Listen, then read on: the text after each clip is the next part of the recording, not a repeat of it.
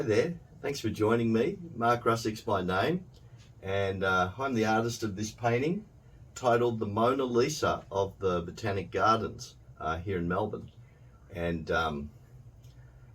this painting, um, why Mona Lisa? Because you can see that glowing countenance, which I think really shows this inner contentment in her heart, right?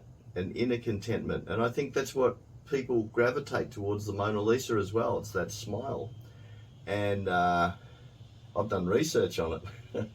But anyway, if you're like me, it's easy to lose your sense of contentment, be frustrated by things, and you wish you could do better.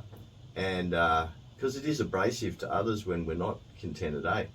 But anyway, I've got 7 or so things, some things in this painting that I've encoded symbolically that speak about finding contentment in life. You want to join me right now and hear those things? Hope they can really speak to your heart. Okay, the first thing is contentment has so much to do with what surrounds us, our immediate surroundings. I mean, look at this woman, right? Where she works, Royal Botanic Gardens, full of colour, full of life, insects, animals. It's just beautiful, and obviously that has a lot to do with how contented she is.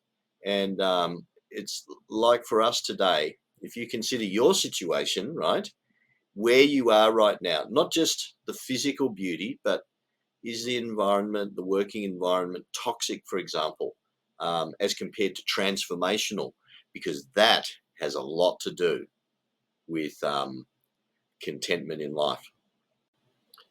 Another thing is, if you look at this woman, she's contributing with all her might, with all her effort to make the Botanic Gardens as good as it can be. Why? Because so many people use the gardens. She wants to make a contribution to society. She wants to make the world a better place. She feels a joy and a contentment in giving, contributing. I think in today's age, it's very easy to be very self-absorbed and to feel like, people owe me, people owe me. We live with a mindset of entitlement as compared to wanting to be extravagant in giving and serving. And I think that's where the truth is that great contentment lies there. And so that's food for thought. So we see that she's contributing, she's thinking of the bigger picture of how, she's unlocking her potential to make a difference in society. And in this picture is showing how she's not trying to plant every plant in the garden, but just 2 pot plants. Sometimes we overdo it.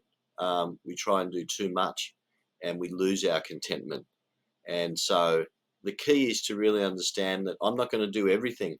I've got to partner with and work with other people and see that I'm not an island. I'm working in conjunction with my community, with others, and that through those deeper relationships, we realize I don't have to do everything. We can do it all. We can do a much better job together. Team is vital, and so and that I think leads to a whole new level of contentment.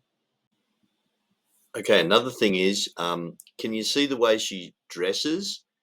I've painted her to look good, and it reflects, the contentment that's within her life. It reflects the way she treats herself. She has self-care. She takes care of herself. And have you noticed how contented people are people that really look after themselves? They're able to take care of themselves. There's a sanity in their thinking. There's not a tendency towards abuse, abusing your body and that sort of thing, because there really is a desire for self-care that really leads to contentment, and it is a manifestation of contentment.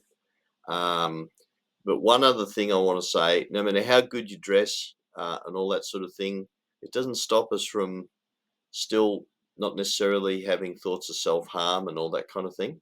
And so I think it has to go deeper.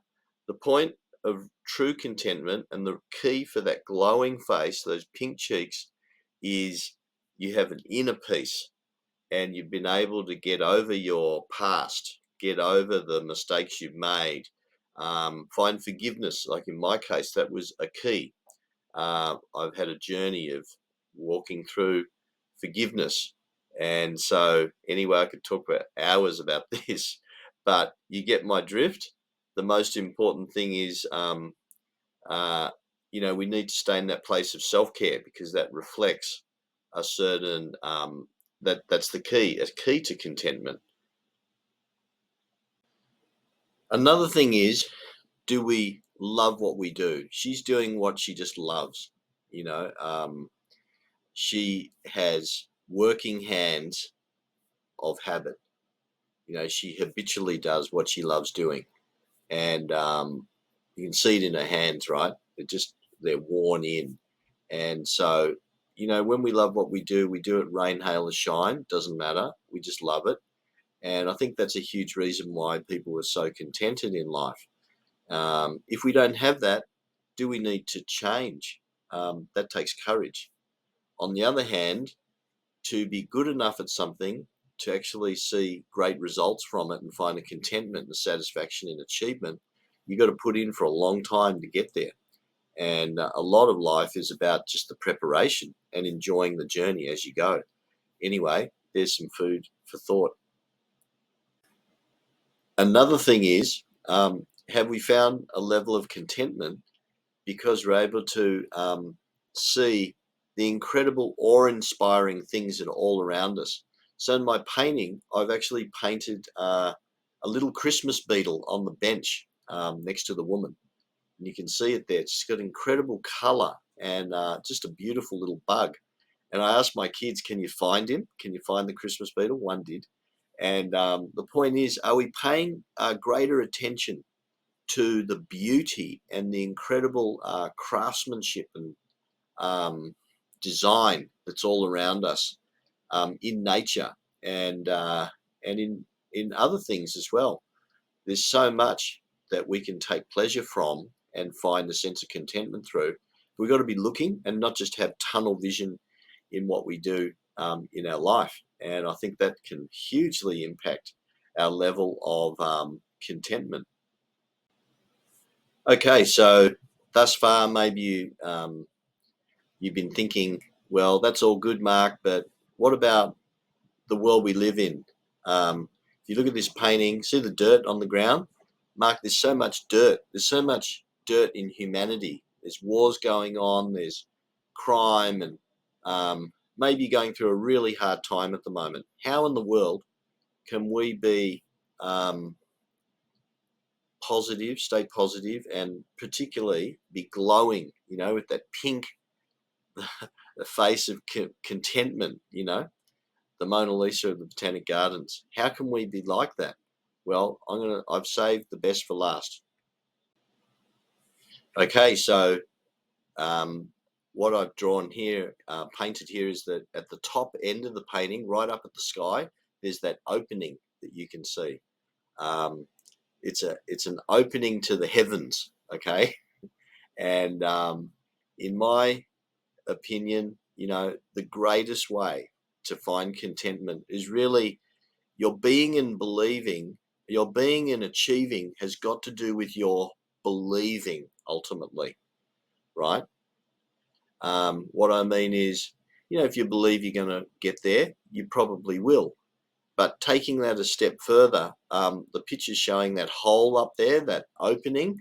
I feel, God actually loves us and he wants us to commune with him. And I think there's something very powerful in terms of having a true contentment, whether you have a lot or you have nothing, and I've been in both situations. And there's something about knowing him and making sense of all the garbage that we go through in life, the bad things, the difficult times. And so I feel belief is very powerful, belief in God. And I think it's a fitting way to end. because there's a lot of things we haven't got the answers for that we just can't work out through, no matter how hard we try to be positive about situations. I feel sometimes we just have to rest in the knowledge that that he's there and he wants to know us, but we've got to make effort to find him as well. Okay, so that's it. Um, the question to ask ourselves is, am I really happy, satisfied with life and, my marriage, my working situation, the practical things in life? Is there an overriding sense of contentment inside that makes me a very thankful person, fills me with gratitude for things? Now, I'm not saying I get frustrated over lots of areas in my life. I can easily lose it, but you know what I'm saying? Broadly speaking, are we in that place? And if we're not, hopefully something of what was shared can give you a little bit of food for thought, direction, and love to hear any thoughts that you have. Thanks for watching. Anyway, thanks for listening, and I hope you've enjoyed the painting and that deeper meaning. I love seeing paintings that speak. And so do contact me if you have any queries or thoughts, or maybe you want me to paint a painting for you. Let me know. Check out my website. There's quite a few different things that I'm doing. I'm actually an artist, author, and a speaker. Thank you for your time. Bye for now.